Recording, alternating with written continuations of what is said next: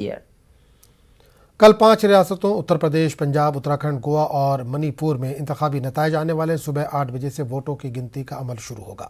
CCTV کے ذریعے strong room کی نگرانی کی جا رہی ہے۔ اسٹرانگ روم میں رکھی گئی EVM کی سیکیورٹی کے لیے CRPF، PAC اور پولیس اہلکاروں کو تعینات کیا گیا۔ سیکیورٹی کے مد نظر UP میں جیتنے والے امیدواروں کے جلوس پر پابندی عائد کر دی گئی ہے۔ 5 ریاستوں میں BJP کی ساکھ داؤ پر ہے کیونکہ اتر پردیش، اتراکھنڈ، گوا اور منی پور میں BJP کی حکومت ہے۔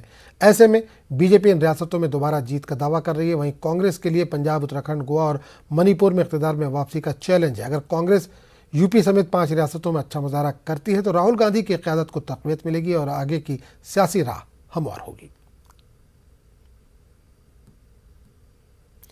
قومی تحقیقاتی ایجنسی کی جانب سے آج جموں کشمیر کے جنوبی اضلاع پلوامہ اور شوپیاں کے تقریباً 6 مقامات پر چھاپے ڈالے گئے۔ ضلع پلوامہ کے 3 مقامات پر NIA کی خصوصی ٹیموں نے ضلع کے پنگلنا اور گوسو کے علاوہ نائنا دیہات میں چھاپے مارے۔ پنگلنا میں محکمہ صحت میں بطور ایکس رے ٹیکنیشین کام کر رہے عبدالحد بھٹ کے مکان پر بھی چھاپا مارا گیا جو کافی دیر تک جاری رہا۔ اس دوران مکان کی تلاشی لی گئی اور بعد میں NIA کی ٹیم نے عبدالحد بھٹ اور اس کے قریبی رشتہ دار تنویر احمد بھٹ کو اپنی تحویل میں لے لیا۔ ضلع کے نائنا علاقے میں NIA کی خصوصی ٹیم نے فردوس احمد بھٹ نامی نوجوان کے گھر پر چھاپا مارا اور تلاشی کارروائی عمل میں لائی گئی۔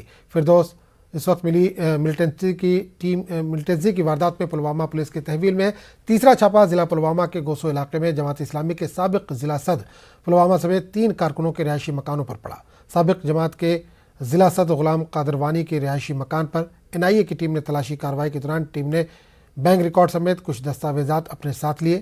NIA کی ٹیم نے سابق جماعت اسلامی ضلع صدر غلام قادر وانی کو اپنی تحویل میں لیا۔